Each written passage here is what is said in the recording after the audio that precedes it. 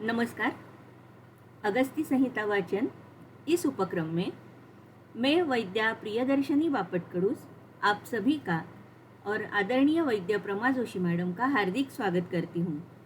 श्री चरक संहिता चिकित्सा स्थान अष्टाविंशोध्याय वातव्याधि चिकित्सा का वाचन होने जा रहा है। मैं मैडम से अनुरोध करती हूँ कि व्याख्यान का प्रारंभ करें।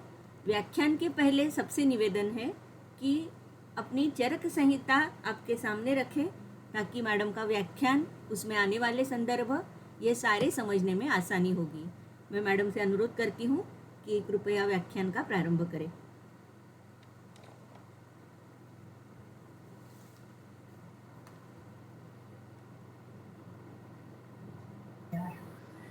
धन्यवाद प्रियदर्शनी।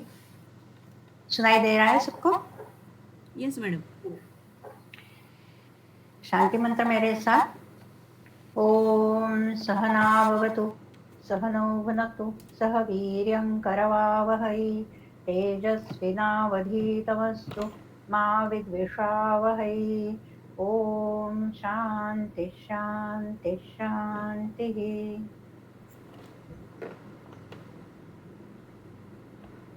हमने अब तक ये देखा कि सृष्टि जो है वह दो तत्वों से बनी है। एक तो है प्राण जो क्रिया शक्ति है और दूसरा है रई जो अन्न है। प्राण है अन्नाद, रई है अन्न। अन्न और अन्नाद, इनमें परस्पर प्रक्रियाएं होती है। उनसे प्रक्रिया होके होके पूरी सृष्टि हो जाती है। शरीर भी ऐसे ही पंचकोशों से बना है। ये पंचकोश जो है उनमें सबसे कारण देह जिसे कहते हैं, वो सबका नियंत्रण करता है, वो है अज्ञान अविद्या, इसमें प्रतिबिंबित ब्रह्म चैतन्य। तथा सूक्ष्म देह है बुद्धि, मन, प्राण, पंच प्राण जिसे हम कहते हैं, प्राण अपान समान व्यानुदान, तथा ज्ञानेन्द्रिय कर्मेंद्रिय।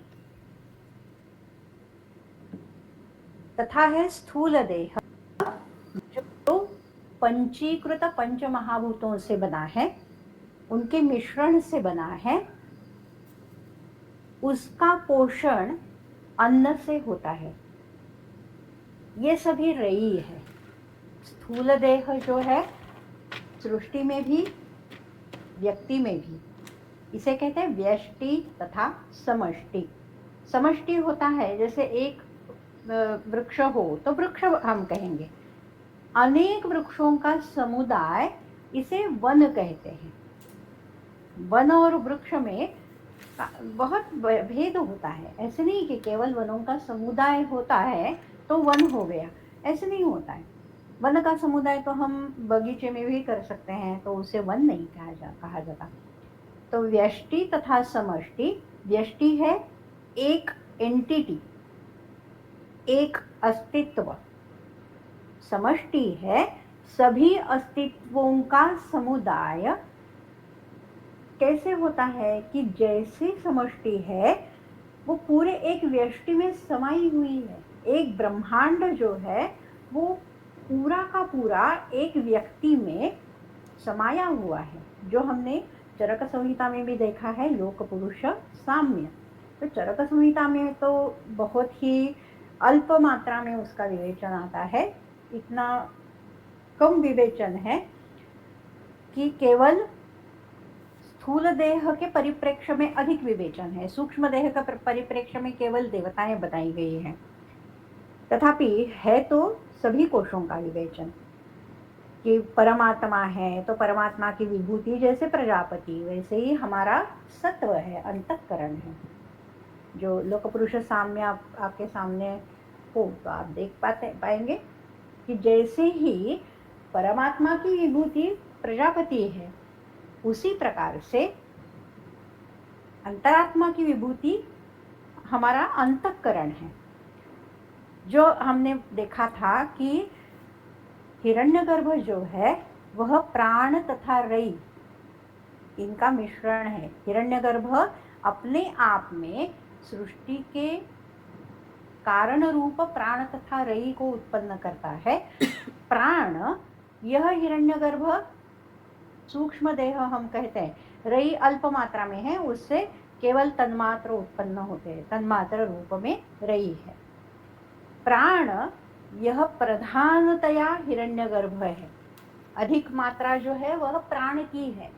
क्या है वह? नियंत्रक शक्ति है।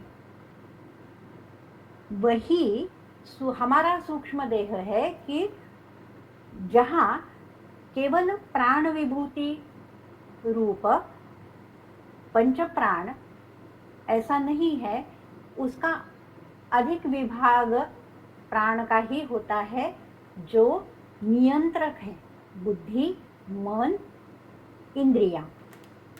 तो ये सभी मिला के हमारा सूक्ष्म देह हो जाता है।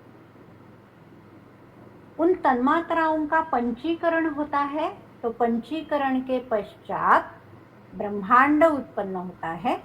तो उस ब्रह्मांड में रई का पोषण होता है, रई का विस्तार होता है। यह ब्रह्मांड है, उसमें रई का ही शोषण प्राण से होता है। उसी रई का वितरण प्राण के ओर से होता है। वितरण से अधिक विस्तार, अधिक पोषण सभी जगह पहुंचाया जाता है। जैसे समुद्र का जल है, उसका शोषण होता है, उससे मेघ बनते हैं, मेघों से वर्षा होती है। तो वह वर्षा कहाँ होती है? केवल समुद्र में नहीं होती है, वह वर्षा सभी जगह होती है। तो समुद्र से जल का शोषण हुआ, उसका रूपांतरण हो गया, वह प्राणों की क्रिया, विविध स्वरूप के प्राण जो है, प्राण का विभूति रूप देवता अवतार है, विभूतियां होती है, प्राण के विस्तार होते हैं। तो वही देवताएं क्या करती है? वह जल का रूपांतरण करती है मेघों में, मेघों का वितरण होता है। जो मरुत के विषय में हमने देखा कि वह विस्तार से मेघों को सभी जगह ले जाते हैं। तो वही जल मेघों के रूप से सभी जगह ले जाके समान रूप से धाराएं बरसती है। तो सभी जगह समुद्र के जल का वितरण होता है। उससे क्या होता है? उससे रई का ही पोषण होता है। तो जलरूप रई समुद्र से लेके उसका रूपांतरण होता है, उससे सभी जगह रई का पोषण होता है। उसी अन्न से, जल से अन्न का पोषण होगा, अन्न हमारे शरीरों का पोषण करता है। उसी से शुक्र शोणित होता है, उस शुक्र शोणित से बीज रूप से गर्भ की उत्पत्ति होती है। यही न्याय है, यही जगत चक्र है, रई और प्राण। इनमें से परस्पर प्रक्रियाएं होती रहती है। प्राण के द्वारा रई का शोषण होता है, रई का वितरण होता है, विस्तार होता है, रई का ही पोषण हो जाता है। इससे रई बलवान होती है तो प्राण को पोषण मिलता है, प्राण की क्रियाएं सुचारू रूप से चलती है। यदि जल होगा ही नहीं, मान लो यदि जल होगा ही नहीं तो किसका शोषण हो जाएगा? जल का शोषण तो नहीं होगा। तो क्या करेगा प्राण? प्राण तो क्रियाशील है, तो अन्नाद जो है वह और किसी का शोषण करेगा। जल नहीं होगा तो स्नेह का शोषण करेगा, स्नेह नहीं होगा और किसी का शोषण करेगा, शोषण तो चलता रहेगा। तो सुचारू रूप से जगत चक्र चलना है तो रई ठीक तरह से होनी चाहिए। रई का शोषण प्राण से होगा तथा प्राण से ही उसका विभाजन होके वितरण हो जाएगा, रई का ही पोषण हो जाएगा। यह प्रक्रिया ठीक तरह से समझ में आनी चाहिए सबको। इसमें कोई प्रश्न तो है नहीं ना? यह प्रक्रिया समझ में आ गई? यह बहुत महत्वपूर्ण प्रक्रिया है हमारे वातव्याधि के लिए, इसलिए मैं पुनः इसका विवेचन कर रही हूँ। ये जगत चक्र जो है इसका बहुत महत्व है वातव्याधि समझने के लिए। ठीक है, यह सबके समझ में आ गया है। इसमें कोई किसी को समस्या नहीं है ना? जी मैडम। कोई प्रश्न नहीं है? हाँ, किसी को प्रश्न हो तो आप पूछ सकते हैं, व्याख्यान के पश्चात भी पूछ सकते हैं। तो यह जो जगत चक्र चल रहा है, यही सभी जगह एक एक व्यक्ति में भी होता है। आप समझ लो कि हमारा शरीर है, तो शरीर में क्या है? प्राण भी है, रई भी है, अन्न भी है, अन्नाद भी है। अन्नाद शोषण क्या होता है? शोषण कौन करता है? हमारे शरीर में अग्नि है, शरीरस्थ अग्नि यह शोषण का मुख्य कार्य करता है। अन्न का प्रथमतः शोषण कौन करता है? वह अग्नि करता है। यह हमने पढ़ा है ना? शोषमाणेन वह्निना वायुस्यात्। अन्न का अग्नि से शोषण होता है। शोष्यमाणेन अन्नेन, जिसका ऐसे शोषण हो रहा है, ऐसे अन्न से वायु उत्पन्न होता है। ठीक है? तो पहला शोषण जो करता है वह अग्नि करता है। किसकी सहायता से करता है? समान की सहायता से करता है। अन्नं गृह्णाति पचति विवेचयति मुंचति पचति। यह जो समान का कार्य है वह अग्नि तथा समान दोनों का मिल के कार्य है। दोनों प्राण स्वरूप है, दोनों शोषण करते हैं। अग्नि का प्राण स्वरूप और समान का प्राण स्वरूप थोड़ा भिन्न है हमारे शरीर में। हमारा जो अग्नि है वह पांचभौतिक है। पृथ्वी स्थानीय अग्नि, जाठराग्नि, यह पांचभौतिक है। ठीक है? यह सूक्ष्म देह रूप में रहता हुआ अग्नि नहीं है, यह स्थूल शरीर का अग्नि है। समान यह प्राण स्वरूप है। यह दोनों मिलके अन्न का पचन करते हैं। रई है अन्न, उसका शोषण होगा, समान रूप से वितरण होगा तथा शरीर का पोषण हो जाएगा। जो अन्न शोषित नहीं होता है उसका भी वितरण समान ही करता है, जो शोषित होता है उसका भी वितरण समान ही करता है।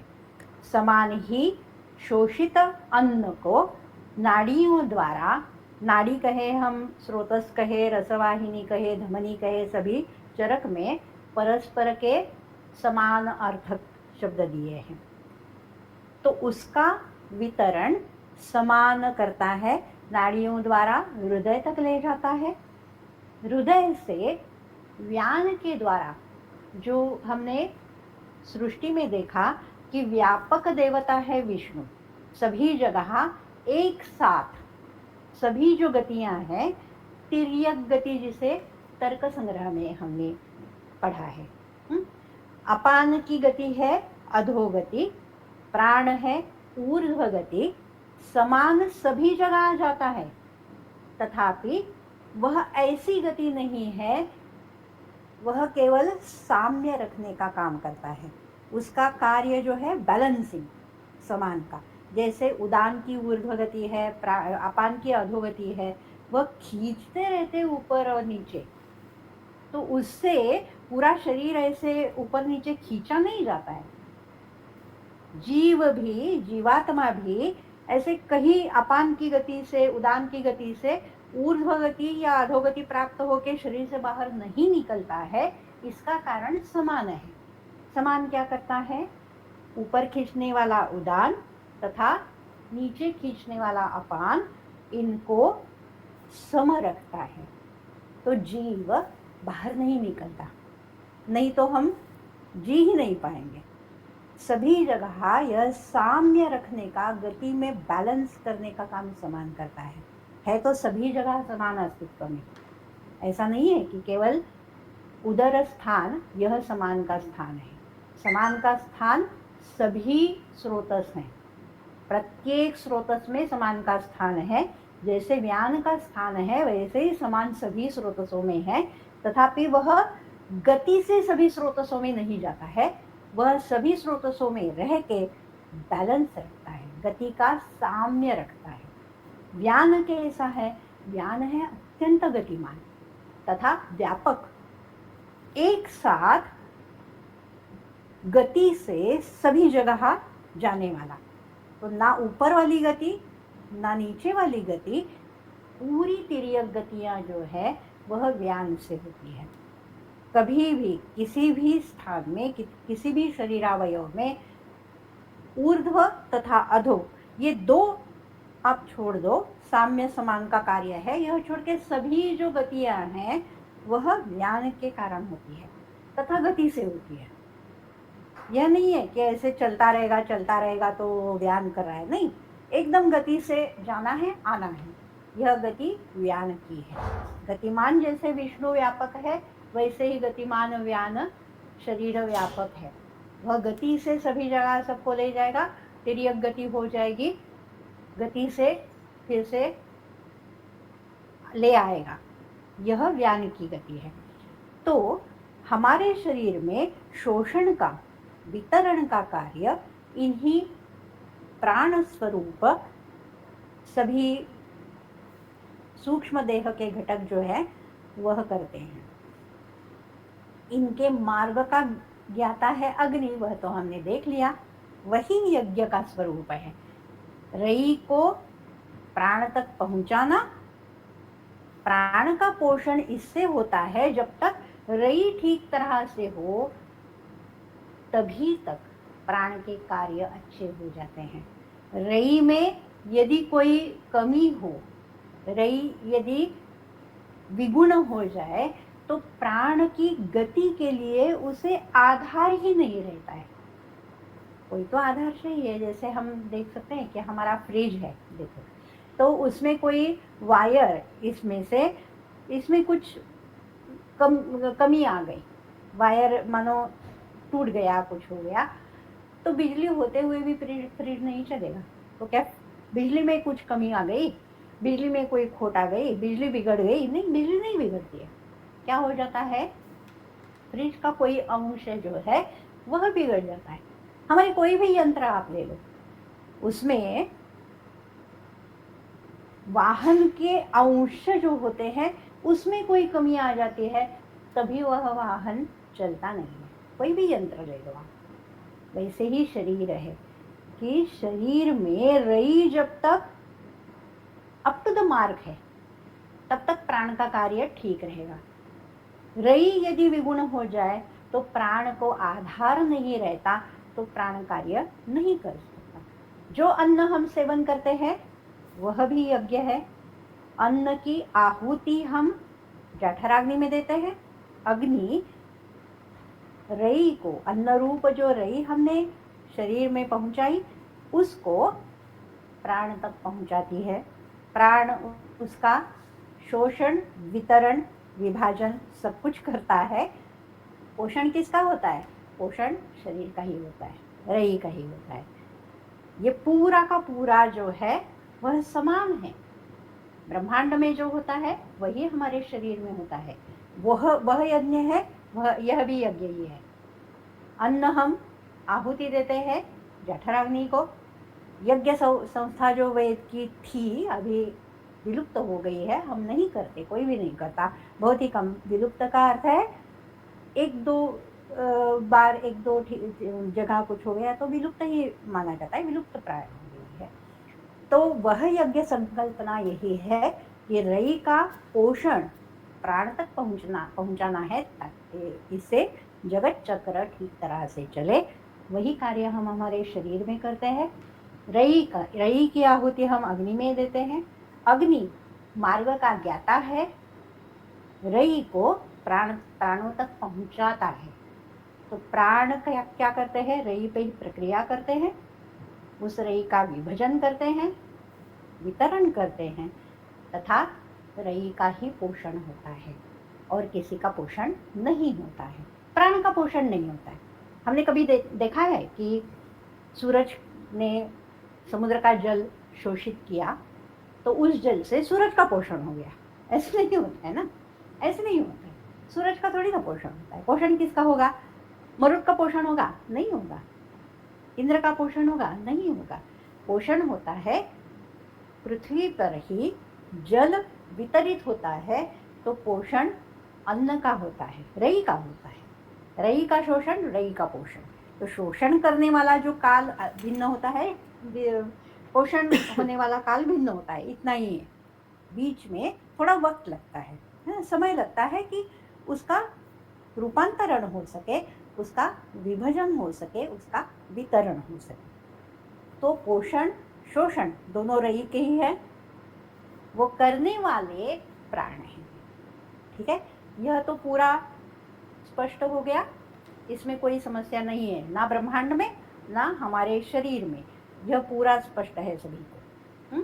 तो अब हमने ये भी देखा कि यह प्राण रूप जो है वह प्राण शरीर में भी पंच प्राण रूप में कार्यरत है, तथा स्थूल देह ब्रह्मांड जो है समष्टि स्थूल देह, उसमें पांचभौतिक वायु है। पांचभौतिक वायु तथा प्राण दोनों को वायु ही कहा है, कोई भिन्न संज्ञा तो है नहीं। पांचभौतिक वायु को भी वायु कहा है, प्राण को भी वायु कहा है। पांचभौतिक वायु को प्राण कभी नहीं कहा है, पंचभौतिक वायु को प्राण नहीं कहा है। कहीं भी आपको नहीं मिलेगा कि पांचभौतिक स्थूल पांचभौतिक वायु को कहीं भी प्राण कहा, ये आपको कहीं भी नहीं मिलेगा। स्थूल पांचभौतिक वायु को वात या तो चरक में कहा है अथवा वायु कहा है। स्थूल पांचभौतिक वायु, तथापि सूक्ष्म जो प्राण है वह प्राण सूक्ष्म भौतिक भी हो तो भी उसे वायु कहा है, तथा इस प्राण को वायु भी कहा है, प्राण भी कहा है। सूक्ष्म भौतिक वायु जो है वो क्या है, वह रई का अंश है, उससे रई उत्पन्न हुई है। ठीक है, रई का सूक्ष्म रूप है, उससे रई उत्पन्न हुई है, यह सूक्ष्म भौतिक वायु है।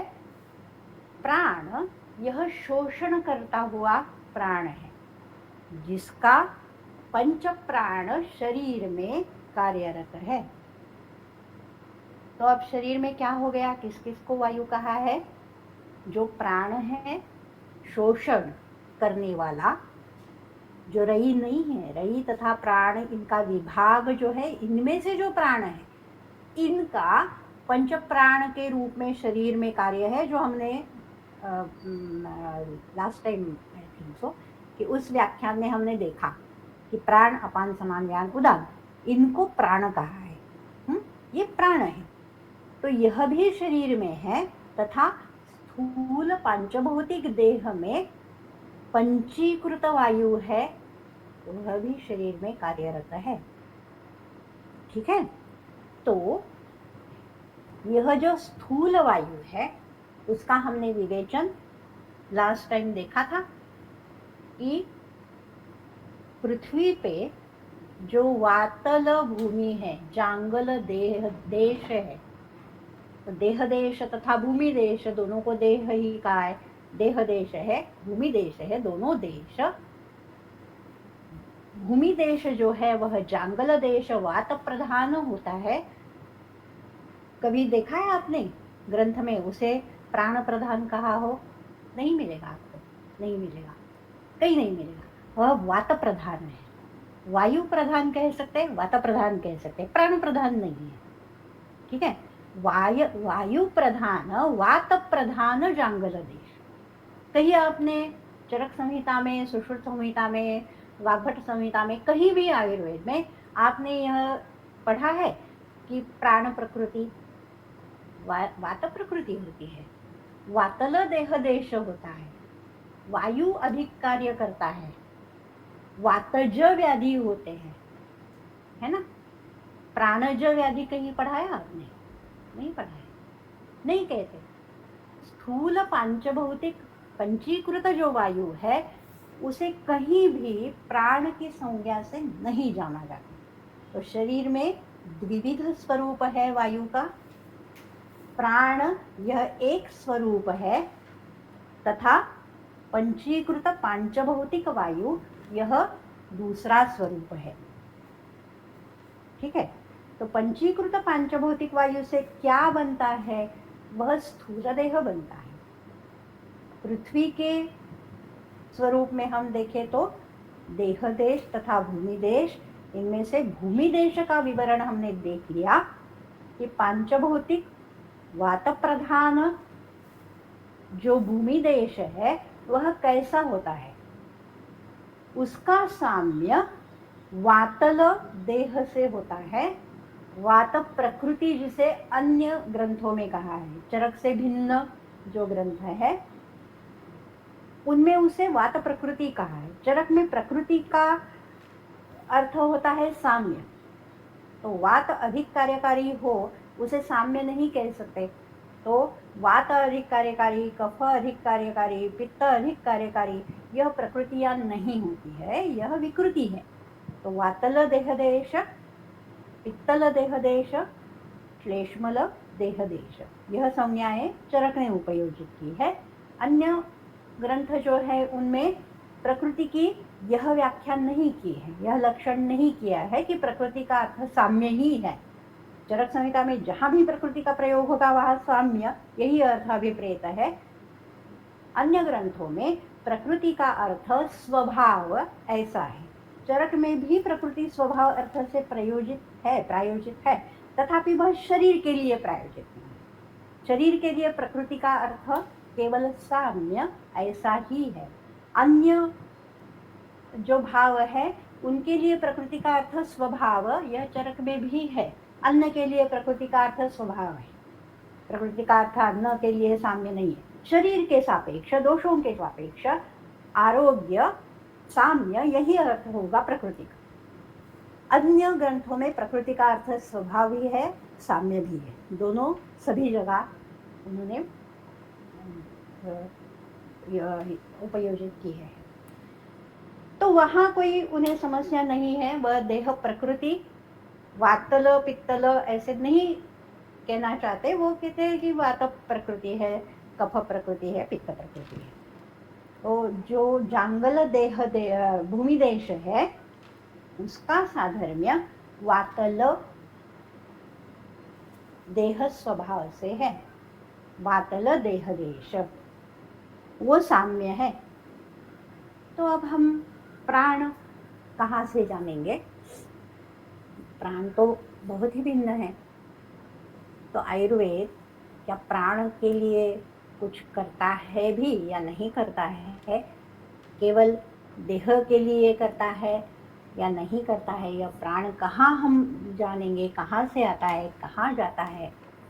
तो हमने यह देखा कि जैसे ही जल से अन्न का पोषण होता है, अन्न से शुक्र शोणित का पोषण होता है, देह का पोषण होता है, शुक्र शोणित का पोषण होता है। शुक्र तथा शोणित इनके संयोग से गर्भदेह बनेगा। तो उसमें स्थूल पंचीकृत पांचभौतिक वायु है। उसी से वह यदि अधिक कार्यरत हो तो वातल देह देश बन जाएगा। यदि नहीं अधिक कार्यरत है तो वातल देह देश नहीं बनेगा। तथापि उसमें है तो स्थूल पंचीकृत पांचभौतिक वायु।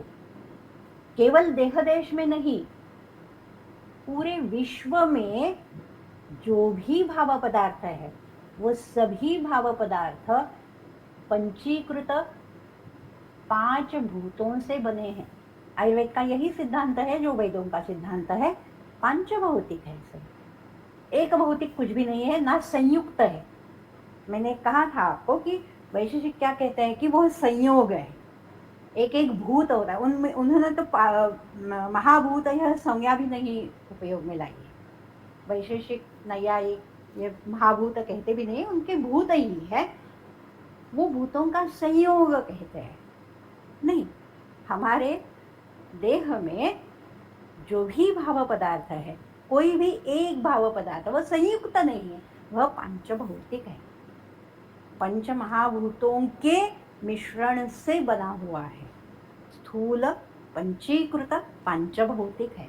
सभी भाव पदार्थ पांचभौतिक है। हमारा देह भी पांचभौतिक है। बाह्य अन्न अन्य भाव पदार्थ सभी पांचभौतिक है। स्थूल पंचीकृत पांचभौतिक, तो उनमें भी वायु है, अन्न में भी वायु है, शरीर में भी वायु है। तो शरीर का पोषण किससे होगा? रई से ही होगा। तो यह जो शरीर में पंचीकृत पांचभौतिक वायु है, उसका पोषण बाह्य सृष्टि में जो पंचीकृत पांचभौतिक वायु है उसी से होता है। जैसे वायु अधिक होने वाले कई अन्न पदार्थ हैं जिनसे शरीर में वायु का पोषण होता है।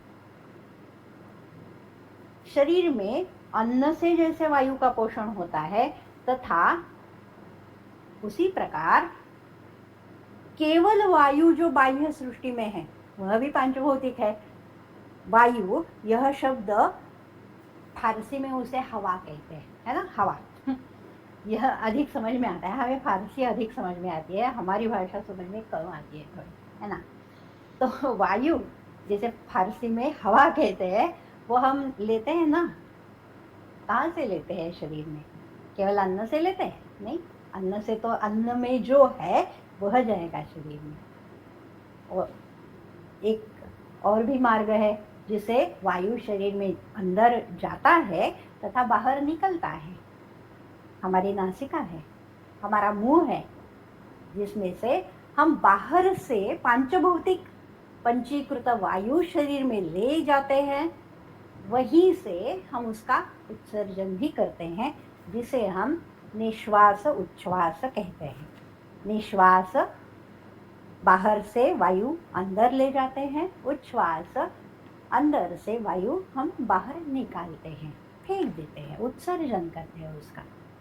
अन्न हमारे शरीर में जाता है, उसका पचन होता है, शोषण होता है, हमारे शरीर में पंचभौतिक जो तत्व है उनका पोषण होता है। सभी का रूपांतरण नहीं हो सकता। कई भाव अन्न में ऐसे होते हैं जिनका रूपांतरण नहीं हो सकता है, तथा शरीर में भी कई भाव जो उपयोग में लाए गए हैं, अब उसका कार्य नहीं है, वह भी शरीर से महास्रोत में आ जाते हैं। तो इसे कहते हैं मल। मल क्या होता है?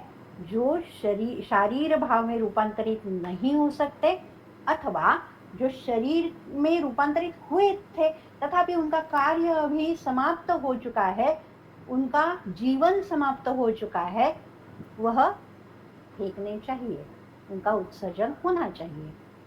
तो वह सभी जो भाव है, जो अन्न के ऐसे भाव जो शारीर भाव में रूपांतरित नहीं हो सकते तथा शरीर में उत्पन्न हुए जो जिनका जीवन समाप्त हुआ है, ऐसे भाव, तो उनका समान क्या करता है? उन्हें जैसे शोषित भाव व्यान को पहुंचाता है, वैसे यह मलरूप जो है वह अपान को पहुंचाता है। तो अपान वह नीचे अपनी ओर खींचता है, तो विसर्जित कर देता है, उत्सर्जन उनका कर देता है। सभी भाव, जल भी हो, घन भी हो, द्रव भी हो, घन भी हो, सभी का उत्सर्जन वह कर देता है। वैसे ही जो वायु हम शरीर में ले जाते हैं उसका शोषण हो जाता है, वितरण हो जाता है, वह करने वाला प्राण है। बाह्य स्थूल पंचीकृत वायु का शोषण करने वाला प्राण ही है, वह प्राण उसका वितरण करता है शरीर में। मलरूप जो है वह बाहर उत्सर्जित कर देता है, उसे हम उच्छ्वास कहते हैं। ठीक है, तो शरीर से उच्छ्वास रूप भी पांचभौतिक वायु, स्थूल पंचीकृत पांचभौतिक वायु बाहर जाता है। निश्वास रूप में पांचभौतिक वायु शरीर में जाता है, उच्छ्वास रूप में पांचभौतिक वायु बाहर जाता है। जो अन्न से उत्पन्न हुआ पांचभौतिक वायु है, जो उपयोग में आ सकता है उसका तो शरीर में उपयोग हो जाएगा, शरीर में जो पांचभौतिक भाव है उसमें से वायु का पोषण हो जाएगा। जो उपयोग में नहीं आ सकता है उसका क्या होगा? उसका निस्सरण होना चाहिए, उत्सर्जन होना चाहिए। तो दोनों मार्गों से उसका उत्सर्जन हो जाता है, मुख मार्ग से भी होता है तथा गुद मार्ग से भी होता है। तो मुख मार्ग से इस स्थूल पंचीकृत पांचभौतिक वायु का जो उत्सर्जन होता है उस वायु की संज्ञा क्या है? क्या कहते हैं उसे? कोई बता सकता है? उद्गार कहते उद्गार। हैं। हाँ, उसे उद्गार कहते हैं। तो उद्गार आने से क्या हम ये कहेंगे कि प्राण बाहर निकल गया, प्राण का उत्सर्जन हो जाता है? कहीं भी आपको चरक संहिता में, सुश्रुत संहिता में, वाग्भट संहिता में ये नहीं मिलेगा कि प्राण का उत्सर्जन हो गया, प्राण निस्सरण हो गया, उदान निस्सरण हो गया। नहीं, किसका निस्सरण हो गया, किसका उत्सर्जन हो गया? वेग किसका है? वह उद्गार वेग है। उद्गार बाहर जाता है, स्थूल पंचीकृत पंचभौतिक वायु बाहर जाता है। उसी प्रकार अपान मार्ग से, अपान जिसे खींचता है, तो अधो मार्ग से भी पंचीकृत वायु बाहर निकलता है। उसकी क्या संज्ञा है?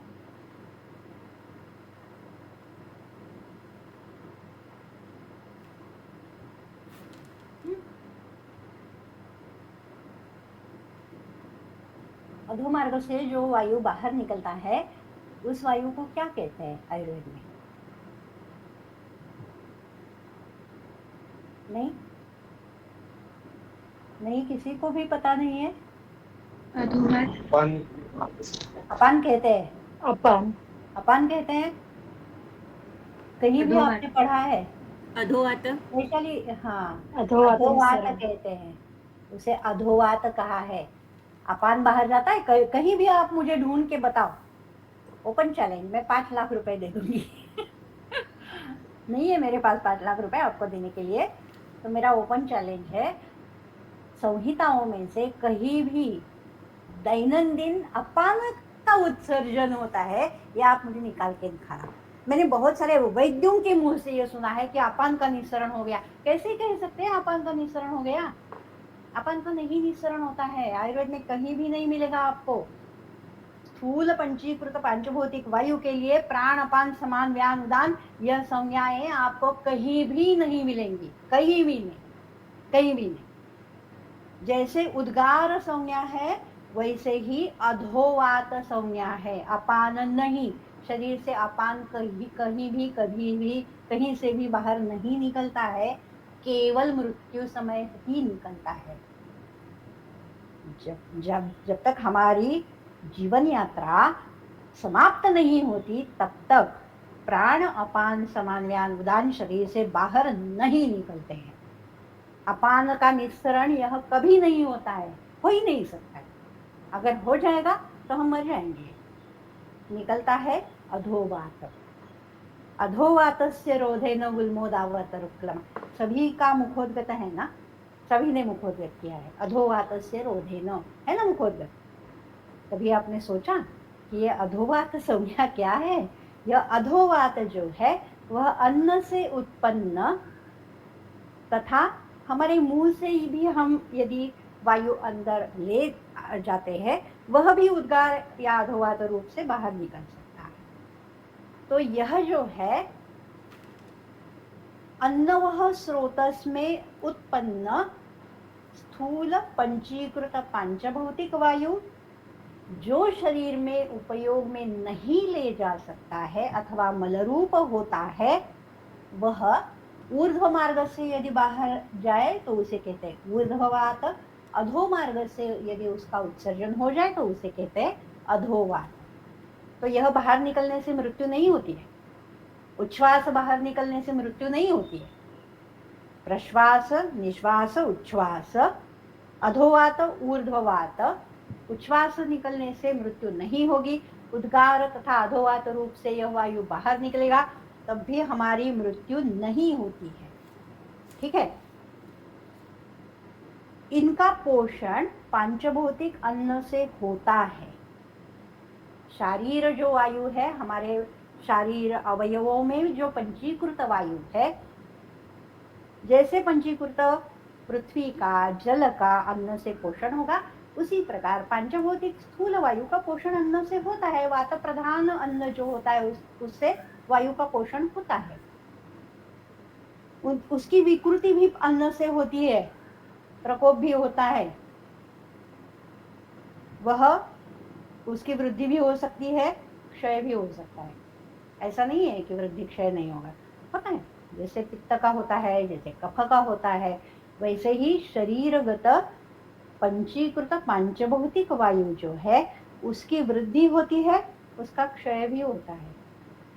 अन्न से, औषधियों से, विहार से उसका क्षय अथवा वृद्धि हो सकती है। यदि हम पुरोवात का सेवन करें तो शरीर पंचभौतिक पंचीकृत वायु बढ़ सकता है। अधिक हलचल करे, हमारी क्षमता से अधिक हलचल करे तो भी स्थूल पांचभौतिक पंचीकृत वायु शरीर में बढ़ सकता है। तो हमें क्या हो जाएगा, इससे अधिक काम किया हमने, हमारी जो पहले से हम नहीं करते थे, आज ही मैंने यदि अधिक काम किया, पूरे घर की सफाई करेंगे चलो पूरे दिन में, तो क्या हो जाएगा शाम को, जैसे बहुत ऐसे थक जाऊंगी ना मैं कि कुछ नहीं अब कर पा रही हूँ। तो यह वायु के वृद्धि का लक्षण है। ठीक है, तो पुरोवात से क्या समझना चाहिए? पुरोवात तो सामने से जो वेग से हमारे शरीर पे आता है वो पुरोवात होता है। पुरतः आने वाला वेग से, हम वाहन पे जाते हैं ना, तो सामने से हमारे मुंह पे जोर से हवा आ जाती है, वायु आ जाता है, इसे कहते हैं पुरोवात। तो हमारे शरीर में आहार से विहार से उसकी वृद्धि होती है। पूर्वेकड़िल वायु नहीं, पूर्वेकड़िल वायु ऐसा अर्थ नहीं है पुरोवात का। पुरोवात इसका अर्थ होता है पुरतः, सामने से हमें जो वायु हमारे शरीर पे आ जाता है, सामने से। इसका अर्थ है कहीं भी हम जहाँ गति हो हमारी, उस दिशा से हमारे शरीर पे वायु का आघात हो जाता है, वह पुरोवात होता है। ओके, तो इस आहार तथा विहार से शरीर में स्थूल पांचभौतिक वायु की वृद्धि होती है, उसे पोषण मिलता है। तो स्थूल पांचभौतिक औषधियों से उसका शोधन भी हम कर सकते हैं, शमन भी कर सकते हैं। शोधन का अर्थ क्या होता है? बाहर निकालना, बाहर निकालना। कफ का शोधन का अर्थ क्या है? कि हम कफ को शरीर से बाहर निकालते हैं। पित्त का शोधन, इसका अर्थ क्या है? हम पित्त को शरीर से बाहर निकालते हैं। तो वायु का शोधन, इसका अर्थ क्या हुआ? हम वायु को शरीर से बाहर निकालते हैं। तो क्या हम प्राण अपान समान व्यान उदान को बाहर निकालते हैं? निकालते हैं। कई कई देखा है आपने कि प्राण का शोधन हो गया, उदान का शोधन हो गया, समान का शोधन हो गया। नहीं होता, नहीं होता। हम किसे बाहर निकालते हैं? हम पांचभौतिक स्थूल वायु को बाहर निकालते हैं। किस उपक्रम से निकाल सकेंगे?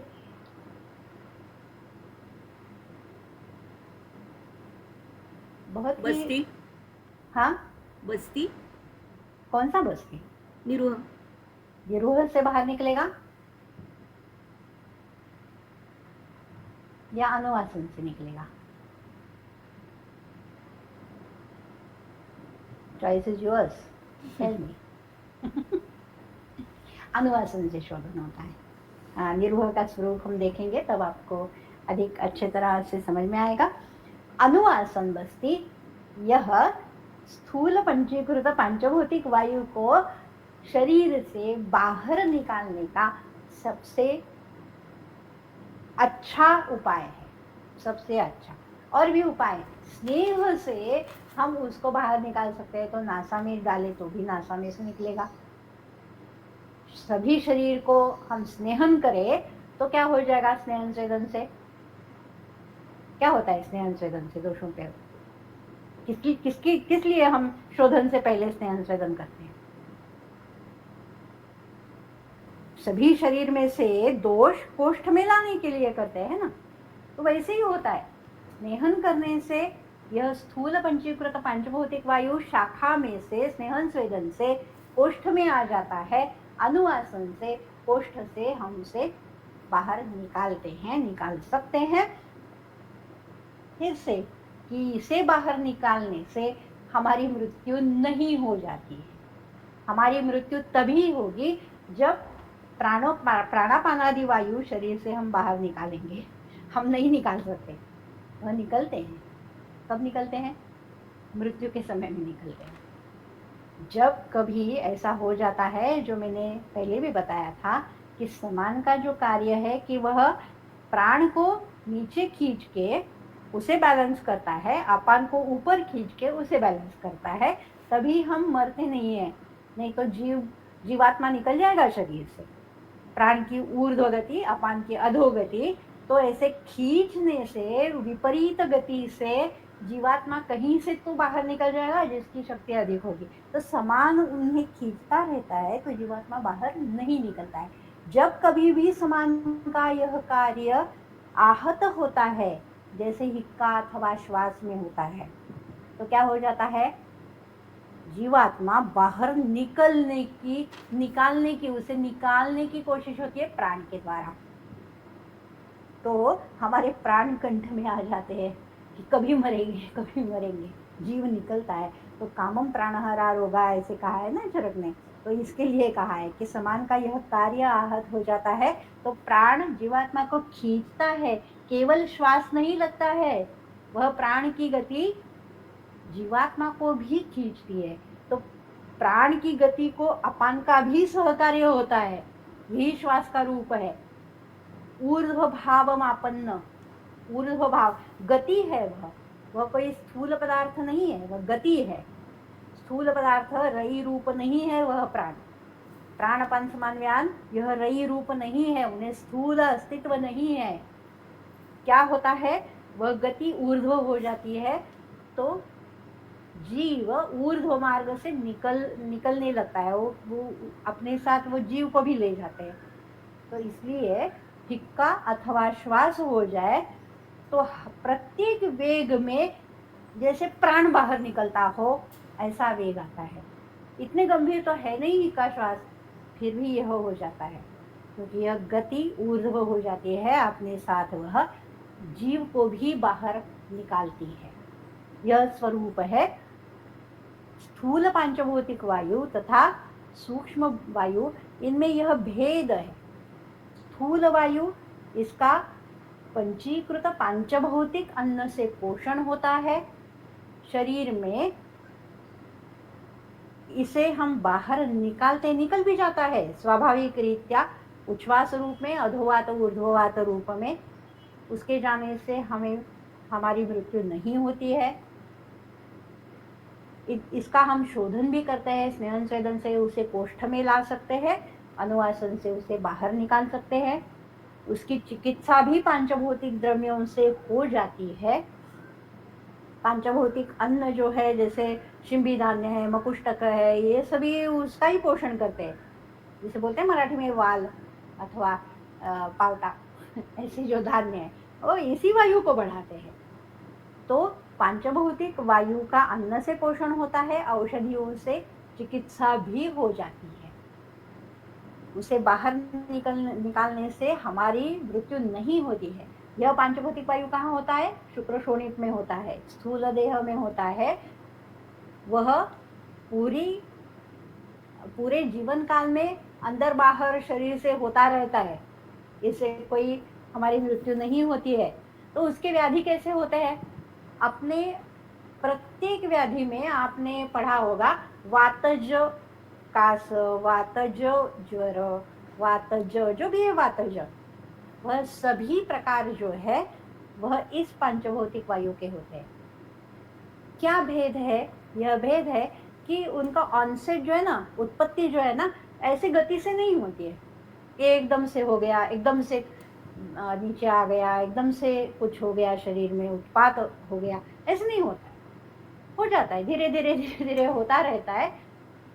तो हर एक व्याधि में, प्रत्येक व्याधि में, कोई भी नाम ले लो आप, ज्वर से लेके, ज्वर कहो, रक्तपित्त कहो, कुष्ठ कहो, अपस्मार, प्रमेह, कोई भी व्याधि आप नाम ले लो, उसमें से जो भी वातज प्रकार है उसके वह सभी इस स्थूल पांचभौतिक पंचीकृत वायु के हैं। इसीलिए उसकी चिकित्सा हो सकती है पांचभौतिक आहार से तथा औषधि से तथा उपक्रम से उसे बाहर निकाला जा सकता है। उसका पचन होता है, उसका वितरण होता है, उसका शोषण होता है, उसका उत्सर्जन होता है। सभी व्याधियों के वातज प्रकार जो है वह इस वायु के कारण उत्पन्न होते हैं। उसकी चिकित्सा के लिए हमारे पास पर्याप्त समय उपलब्ध रहता है। ये अभी अभी करे नहीं तो ये मर जाएगा, ऐसा कभी नहीं होता है वातज प्रकार में। कभी हमने ऐसे कहा है कि वातज ज्वर है, चलो अभी नहीं कुछ किया तो मर जाएगा, ये ऐसे नहीं होता है। हमारे पास पर्याप्त समय, जैसे कफज ज्वर की चिकित्सा करेंगे, पित्तज ज्वर की चिकित्सा करेंगे, वातज ज्वर की चिकित्सा करेंगे। वह पित्तवात के साथ मिलके कार्य करता है तथा वह पित्त तथा वात, पित्त तथा कफ के समान ही होता है पंगु। वह शरीर का नियंत्रण नहीं करता है, वह शरीर का नियंत्रण नहीं करता है। शरीर का नियंत्रण करने वाला प्राण है। प्राण जिसे वायु कहा है वो शरीर का नियंत्रण करता है। यह स्थूल पांचभौतिक पंचीकृत वायु है, वह शरीर का नियंत्रण नहीं करता है, कफ और पित्त के समान पंगु ही रहता है। वह औषध से हम उसकी चिकित्सा कर सकते हैं, वह शरीर से बाहर भी निकलता है, उसका हम शोधन कर सकते हैं, शमन भी कर सकते हैं। ठीक है। स्थूल वायु का स्वरूप, पंचीकृत पांचभौतिक वायु का स्वरूप सबके समझ में आ गया। आज के व्याख्यान में कोई प्रश्न हो तो आप पूछ सकते हो। हाँ जी, सार्थक गुप्ता जी। मैम, आहार विहार से इस वायु का पोषण समझ आया, लेकिन हमारे जो मानस भाव हैं या विचार हैं उनसे पंचभौतिक वायु का पोषण कैसे होता है? देखिए, मानस भाव से पंचीकृत वायु का पोषण नहीं होता है। मानस भाव क्या करते हैं, पूरे शरीर पे अपना कार्य करते हैं। यदि हम चिंता करें तो क्या हो जाता है, चिंता से रई पे कार्य होता है। क्या कहा है, चिंता से ओज का क्षय होता है ना। ओज जो है वह सबसे प्रधान रई स्वरूप है शरीर का। वो हम देखेंगे, यदि आप चाहे तो मैं सविस्तर बता दूंगी। जैसे कि घृत सबसे अच्छा है, सारभूत है ना। दुग्ध से हम घृत निकालते हैं। कहाँ होता है घृत, दुग्ध में सभी जगह होता है, तथापि वह सारभूत है, बल है। वैसे ही ओज है शरीर में। तो मानस भाव क्या करते हैं, आप एक स्पष्ट रूप से सभी समझे कि प्राण का कार्य रई पे होता है। तो मानस भाव रई पे आघात करेंगे, वह ओज पे आघात करेंगे, तो क्या हो जाएगा, रई बलहीन हो जाती है, विगुण हो जाती है। तो क्या होता है, शरीर में रई से स्थूल वायु को पोषण मिलता है। उसका रूपांतरण जो जैसे कि उपयोग में नहीं लाया हुआ सब भाव होता है ना शरीर में, वैसे यह वायु उत्पन्न हो जाता है। रई का क्षय होने से यह वायु उत्पन्न हो जाता है, इसलिए वह बढ़ता है। ऐसे नहीं है कि चिंता करे तो हमें अधोवात अधिक हो जाएगा, ऊर्ध्ववात शरीर में अधिक हो जाएगा, ऐसे थोड़ी होता है। यह नहीं होता है। ऐसे कभी देखा है? नहीं जी मैम, समझा। है ना। ऊर्ध्ववात अथवा अधोवात यह नहीं बढ़ता है शरीर में चिंता करने से। क्या हो जाता है, शरीर में इस रई का क्षय होता है मानस भाव के कारण, तथा शरीर में वायु को पोषण मिलता है। सभी शरीर में स्थूल पांचभौतिक वायु का पोषण हो जाता है रई के क्षय के कारण। Okay ma'am. और कोई प्रश्न है? मैडम, मुझे एक प्रश्न है कि जैसे कि स्थूल पंचीकृत वायु ये कंसेप्ट समझ में आ गया, लेकिन अभी जिसे हम प्राण व्यान उदान समान अपान ये जो कहते हैं, जो अभी हम कहते हैं, और जिसकी दृष्टि के लक्षण भी वाग्भट में आए हुए हैं, तो ये हम कह सकते हैं ये स्थूल वायु के ही प्रकार ऐसे ही, या पंचीकृत वायु के ये 5 प्रकार, ऐसे हम कह सकते हैं क्या? कैसे कहेंगे? कहाँ है कहीं आयुर्वेद में? हाँ ना, लेकिन फिर अपान प्राण और ये बाकी के वायुओं का जो प्रकोप, दुष्टि के जो कारण आए हुए हैं, तो देखेंगे वो ना हम, कैसे समझेंगे फिर? देखेंगे ना हम। इसीलिए तो यह सब इतना कुछ बताया, पहले पार्श्वभूमि इसी के लिए बताई कि ये हम जान सके कि क्या है। ठीक ठीक। देखेंगे ना, वही तो सविस्तर देखना है हमें। ठीक ठीक। हाँ, ठीक है। और कोई प्रश्न है? वैशाली ने कुछ पूछा था।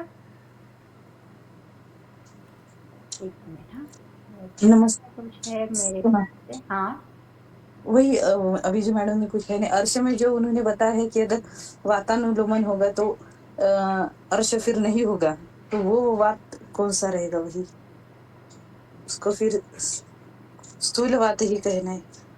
अर्श में हाँ, यानी अर्श चिकित्सा में उन्होंने जैसे वातानुलोमन अगर वह रहेगा तो यह फिर अर्श। प्रश्न थोड़ा भिन्न है। यह प्रश्न थोड़ा भिन्न है। हर्षदा, है ना? हर्षदा। हाँ हाँ हाँ, हाँ तो यह प्रश्न थोड़ा भिन्न है कि अर्श में जो वातानुलोमन कहा है, अनुलोमन संज्ञा जब भी आती है तो वह प्राण के लिए आती है। ठीक है? अनुलोमन हम स्थूल वायु का नहीं करते हैं। अनुलोमन हम प्राणादि पंचवायुओं का करते हैं। ठीक है?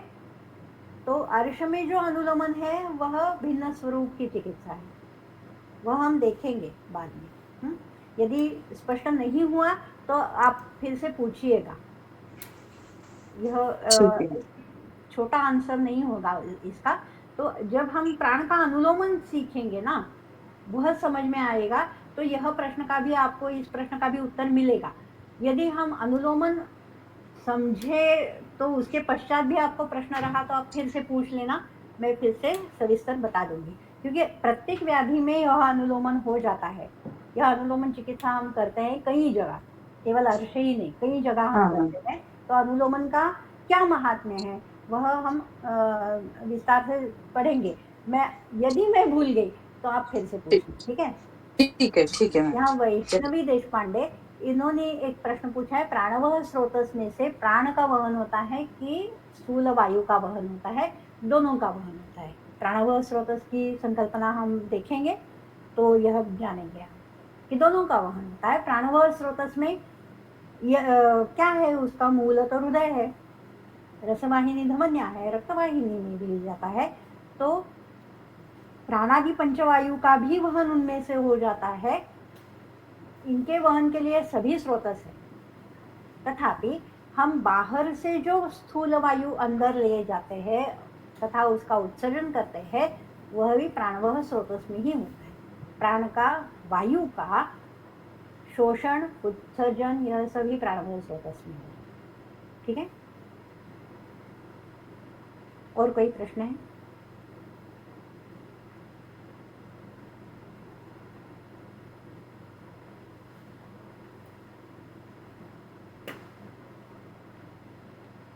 यह स्पष्ट हो गया स्थूल रूप वायु क्या है, पंचीकृत पांचभौतिक वायु क्या है, यह सभी को स्पष्ट हो गया। Yes madam. कोई प्रश्न हो तो अभी भी एक पूछ सकते और हैं। एक प्रश्न है मैडम मुझे। हाँ, जैसे कि नाभिस्थ प्राणपवना, ये जो श्लोक हमें पढ़ाया जाता था फर्स्ट ईयर से लेकर श्वास उच्छ्वास प्रक्रिया के लिए, तो उसमें आप कुछ प्रकाश डाल सकती हो? नेक्स्ट टाइम हम देखेंगे यस। On the agenda. क्योंकि वो वहाँ पर बहुत सारे, यानी कि नाभिस्थ प्राणपवन, और फिर वो कैसे कहाँ पर स्पृष्टवा, और ये सारी जो उसमें संज्ञाएं आई है, तो उसमें वो मॉडर्न का कुछ को रिलेट करके फर्स्ट ईयर में हमें पढ़ाया जाता था। तो इसीलिए थोड़ा सा वो एक प्रक्रिया जो है ना, तो उसमें ये सारा हमारा जो ये वायु का चल रहा है, तो उसमें से कौन से वायु के साथ ये सारा श्लोक आया हुआ है, तो ये थोड़ा सा अगर स्पष्ट होता है तो। यह है एजेंडा में, इसके सिवा हम आगे नहीं जा सकते। ये सभी स्वरूप जो है हम देखेंगे। अभी जो स्थूल वायु का स्वरूप है उसमें यह नहीं आता है। ठीक है। स्थूल पांचभौतिक वायु का स्वरूप यही आज मैंने स्पष्ट किया है, पंचीकृत पांचभौतिक वायु का स्वरूप।